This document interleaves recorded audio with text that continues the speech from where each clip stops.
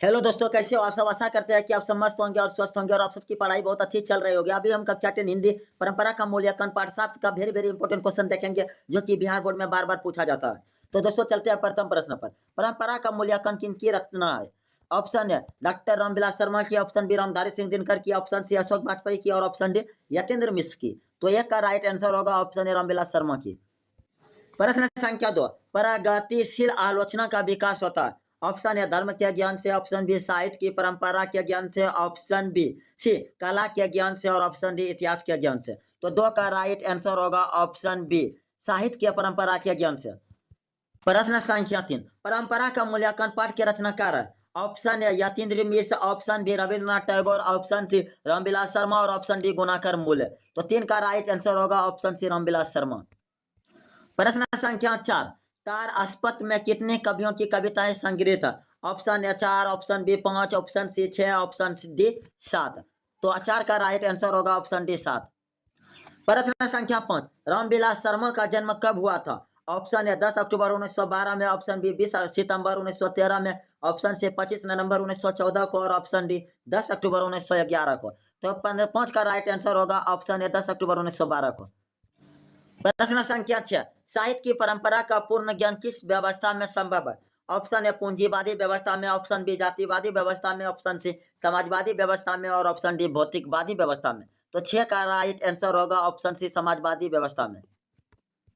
प्रश्न संख्या 7, रामविलास शर्मा ने बीए कब किया?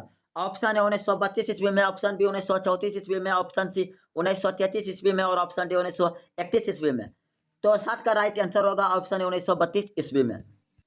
प्रश्न संख्या 8, साहित्य सापेक्ष रूप में क्या होता है? ऑप्शन ए पराधीन, ऑप्शन बी जड़, ऑप्शन सी परतंत्र और ऑप्शन डी स्वाधीन। तो 8 का राइट आंसर होगा ऑप्शन डी स्वाधीन।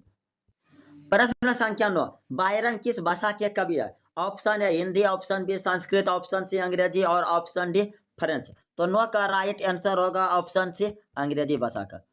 प्रश्न संख्या 10, साहित्य में विकास प्रक्रिया किस तरह संपन्न होती है? ऑप्शन ए समाज की तरह, ऑप्शन बी जंगल की तरह, ऑप्शन सी शहर की तरह और ऑप्शन डी परिवार की तरह। तो 10 का राइट आंसर होगा ऑप्शन ए समाज की तरह। प्रश्न संख्या 11, निराला की साहित्य साधना किनकी कृति है? ऑप्शन ए दूधनाथ सिंह की, ऑप्शन बी रघुवीर सहायक की, ऑप्शन सी रामविलास शर्मा की और ऑप्शन डी मुक्ति बोध की। तो 11 का राइट आंसर होगा ऑप्शन सी रामविलास शर्मा की। प्रश्न संख्या 12, परंपरा का मूल्यांकन किस विधा की रचना है? ऑप्शन ए कहानी, ऑप्शन बी निबंध, ऑप्शन सी संस्मरण और ऑप्शन डी लघु कथा। तो ये 12 का राइट आंसर होगा ऑप्शन सी संस्मरण की। प्रश्न संख्या 13, निराला की साहित्य साधना कितने खंडों में रचित है? ऑप्शन ए 2 खंडों में, ऑप्शन बी 3 खंडों में, ऑप्शन सी 4 खंडों में और ऑप्शन डी 5 खंडों में। तो 13 का राइट आंसर होगा ऑप्शन बी 3 खंडों में।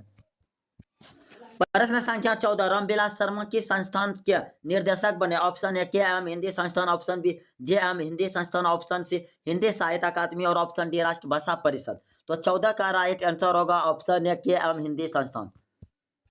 प्रश्न संख्या 15, प्रेमचंद्र और उनका युग किनकी रचना है? ऑप्शन ए प्रेमचंद्र की, option B doctor Murli Manohar Joshi की, ऑप्शन सी दिनकर की और option D doctor Ramvilas Sharma की। तो 15 का राइट आंसर होगा option D doctor Ramvilas Sharma की। प्रश्न संख्या 16, एथेंस किस महादेश में है? ऑप्शन है यूरोप में, ऑप्शन बी एशिया में, ऑप्शन सी अमेरिका में और ऑप्शन डी ऑस्ट्रेलिया में। तो 16 का राइट आंसर होगा ऑप्शन है यूरोप में। प्रश्न संख्या 17, लैटिन कवि कौन है? ऑप्शन है Virgil, option B Byron, option C Shakespeare और option D Rainer Maria Rilke. तो 17 का राइट आंसर होगा ऑप्शन है वार्जिल। प्रश्न संख्या 18, आज्ञा ने तार अस्पत कब संपादित किया? ऑप्शन है 1941 ईस्वी में, ऑप्शन बी 1943 ईस्वी में, ऑप्शन सी 1945 ईस्वी में और ऑप्शन डी 1947 ईस्वी में। तो 18 का राइट आंसर होगा ऑप्शन बी 1943 ईस्वी में। प्रश्न संख्या 19, रामविलास शर्मा ने बीए किस विश्वविद्यालय से किया? ऑप्शन ए दिल्ली विश्वविद्यालय से, ऑप्शन बी लखनऊ विश्वविद्यालय से, ऑप्शन सी प्रयाग विश्वविद्यालय से और ऑप्शन डी पटना विश्वविद्यालय से।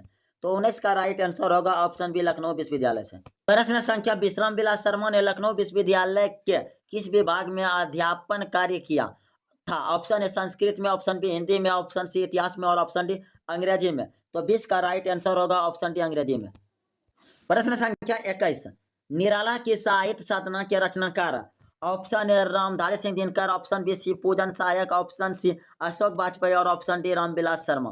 तो 21 का राइट आंसर होगा ऑप्शन डी रामविलास शर्मा। प्रश्न संख्या 22, किन लोगों के लिए साहित्य की परंपरा का ज्ञान सबसे आवश्यक है? ऑप्शन ए जो लकीर के फकीर है, ऑप्शन बी जो रूढ़िवादी है, ऑप्शन सी जो साहित्य में युग परिवर्तन करना चाहते हैं, ऑप्शन डी जो साहित्यकार बनना चाहते हैं। तो 22 का राइट आंसर होगा ऑप्शन सी जो साहित्य में युग परिवर्तन करना चाहते हैं। प्रश्न संख्या 23, साहित्य सापेक्ष रूप में होता है। ऑप्शन ए पराधीन, ऑप्शन बी स्वाधीन, ऑप्शन सी कालाधीन और ऑप्शन डी राज्याधीन। तो 23 का राइट आंसर होगा ऑप्शन बी स्वाधीन। प्रश्न संख्या 24, साहित्य के निर्माण में किन की भूमिका निर्णायक है? ऑप्शन ए प्रतिभाशाली मनुष्य की, ऑप्शन बी भाग्यवादी मनुष्य की, ऑप्शन सी परिश्रमी मनुष्य की और ऑप्शन डी पूंजीपति मनुष्य की। तो 24 का राइट आंसर होगा ऑप्शन ए प्रतिभाशाली मनुष्य की।